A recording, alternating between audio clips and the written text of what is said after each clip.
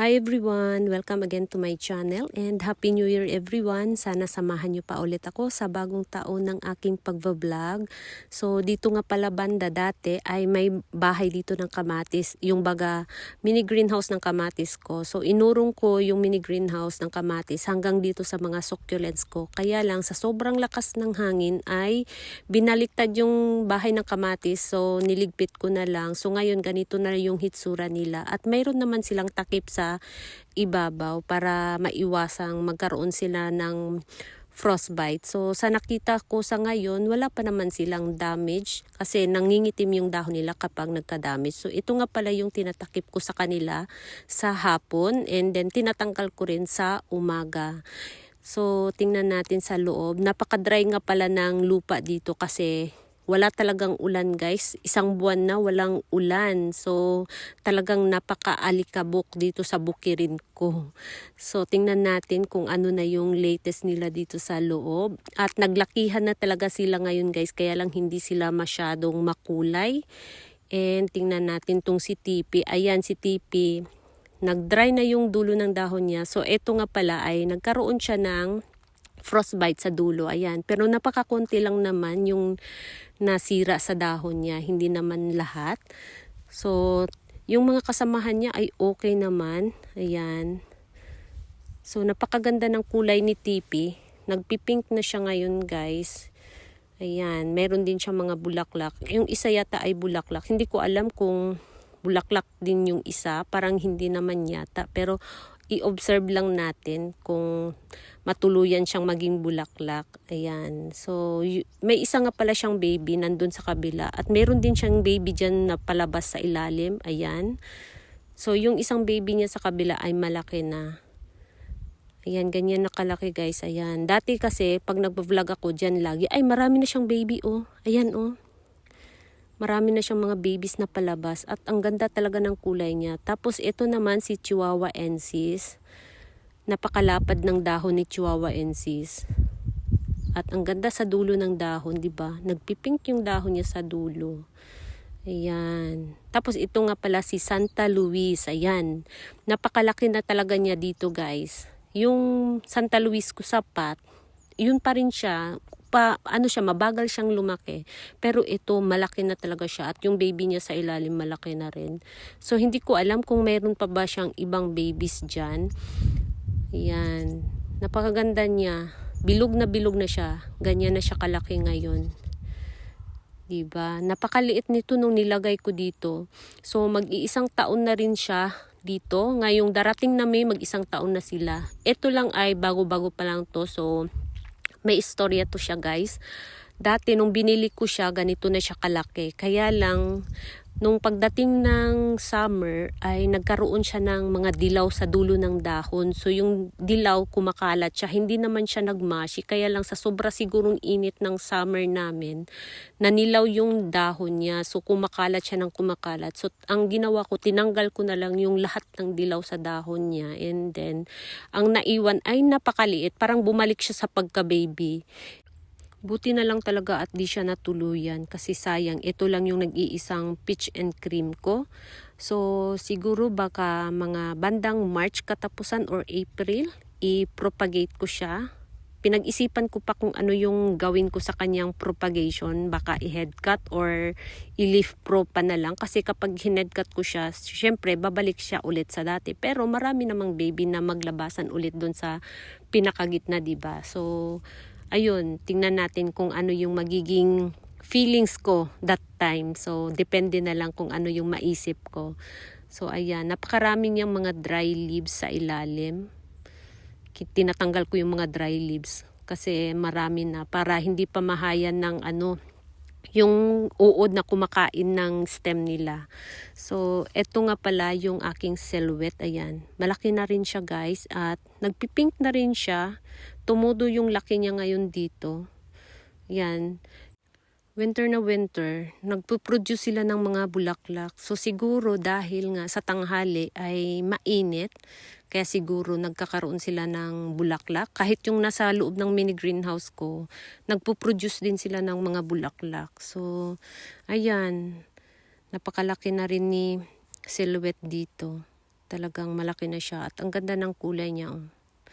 Tapos ito rin si aking ebony dito. Lumapad na din yung dahon niya guys. Palaki na rin siya ng palaki. Tapos ito naman si Zaragoza ko. Ito marami din tong bulaklak guys. Napakarami din ng bulaklak niya. Ewan ko kung may mga baby ba siyang bago ngayon. So dito sa ibabaw marami lang siyang bulaklak na nakita ko. Ayan. Medyo moist yung lupa nila kaya siguro, ayan, napakatigas ng dahon. Ayan bulaklak niya 1, 2, 3, 4. Meron siyang 5 bulaklak na palabas. Ayan. Pero baby, ewan ko kung mayroon ba. Tingnan natin, i-check natin kung mayroon. Ayan, mayroong isa dito sa baba. Tapos, ito naman ang aking fire pillar. Ayan, pulang-pula yung fire pillar ko dito. Pero yung bagong dahon niya ay ang dulo lang, yung pinakadulo lang. Tip lang niya ang pula. Ayan, yung aking fire pillar dito guys. Napaka pula yung babang dahon pero yung bagong dahon niya hindi naman mapula. Pero malapad yung dahon niya at malaki na rin siya. Ayan, ganyan na siya kalaki ngayon guys. Tapos ito nga pala ang aking peach boy. Ito rin siya, mayroon ding palabas na bulaklak. Ayan sa gitna, napakaliit pa. So malapad din ang dahon niya. Yung mga tinanim ko dito, yung mga dahon nila lumalapad.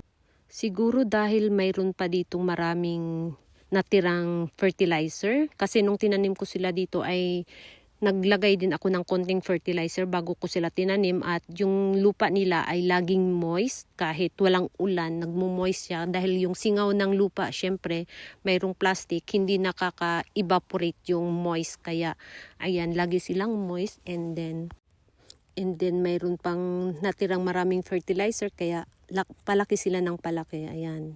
Tapos ito ring aking madiba. Ayan, tingnan niyo, 'di ba? Napakaganda ng madiba ko dito, napaka-chubby at din ng dahon, napakalapad din. So, never pa akong nakakita ng madiba na namulaklak. So, sana yung madiba ko na malaki na nasa loob ng mini greenhouse, magkaroon naman siya ng bulaklak ngayong taon. So, itong madiba ko dito, napakalaki na talaga niya guys. 'Di ba? Ayan na siya guys, napakalaki na rin niya. Tapos ito din si orchid ko dito, napakalaki na rin. Ayan, ganito na rin siya kalaki. At mayroon siyang 2 baby sa ilalim. Ayan yung baby niya, kitang-kita na. Doon sa kabila parang may baby din siya. So ayan, bali mga 3 na siguro ang baby niya. So napakakapal din ng farina at ang chubby-chubby niya, 'di ba? Ayan, napaganda talaga ni orchid. Plano ko ring ilagay yung ibang orchid ko sa ganitong style para lumaki agad siya. Ayan, natanggal na yung farina niya guys. Ayan, napakakapal, 'di ba, ng farina niya. Para lumaki yung iba kong orchid. Kaya baka ngayong taon itanim ko dito yung mga orchid ko. And then ito naman si Maroon Hill ko na napakabilog. Tingnan niyo yung dahon. Napakabilog niya at napaka-chubby din niya. So, first time ko pang nagkaroon ng ganito na Maroon Hill na bilog at napakalapad ng dahon. Kasi lagi na lang talaga silang maliit guys. Lalo na pagdating ng summer, paliit sila ng paliit. So, ngayon, ayan. Ito naman siya, nasira yung pinaka gitnang rosette niya. So, 2 heads to siya nung nilagay ko dito. Pero meron namang kapalit, ayan. Parang 2 babies yata yung bagong baby niya dyan sa ilalim. Yan. So, sa lahat ng nilagay ko dito na Maroon Hill, siya lang ang pinakamaliit. And then, ito, tingnan ninyo. Nagpipink to sila. Kaya lang, yung mga tinanim ko dito ay hindi pa pink. Ayan. Bonggang-bongga siguro dito talaga sa fertilizer. Kaya hanggang ngayon ay palaki sila ng palaki talaga. Lahat dito guys malaki. Ito naman, nakalimutan ko ang pangalan nito. Galing to siya sa mother plant na nagkaroon siya ng stem rot. Buti na lang yung mother plant ay okay lang. So ayan, tinusok ko lang siya dito at parang mayroon na rin siyang ugat. Pero yung niya, ayan nagkaroon pa rin siya ng mga mushy leaves. So sana hindi siya matuluyang mamatay.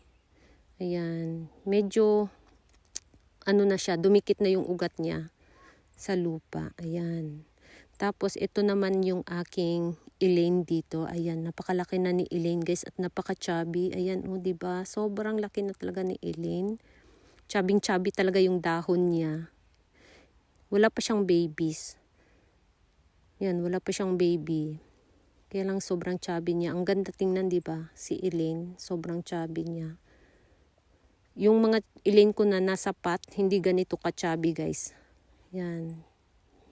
Mas maganda siguro kung itanim ko na lang kaya sila ngayong taon sa ganitong style, no? Para makita natin kung ano yung hitsura. And ito si Red King Ebony ko na napakaganda ng kulay ng dahon niya. Tingnan ninyo, pulang-pula yung dahon niya sa dulo. Ayan oh. Si Red King Ebony. Medyo lumaki na siya ng konti, lalo na yung mga ano dyan sa gilid, yung baby sa gilid. Medyo malaki na rin. Kasi ito siya ay leaf propagation ko lang. So yung lumabas na babies ay 3 sa isang dahon. So ito siya, isang dahon lang siya, 3 yung lumabas. Diba? Malaki na siya, guys. So, palakihin ko muna siya ng konti, saka ko na siya i-separate. And then, ayan, kitang-kita na talaga yung ano nila dito. Yan, di ba? Malaki na sila lahat, guys. So, yun lang, guys. Thank you so much for watching, and please don't forget to subscribe and like to my channel. Sa hindi pa nakapag-subscribe, please subscribe my channel at i-click nyo na rin ang bell button para ma-update kayo pag nag-upload ako ng bagong video. Thank you so much for watching and Happy New Year, everyone! Sana magkita-kita ulit tayo. See you on my next video. Bye-bye!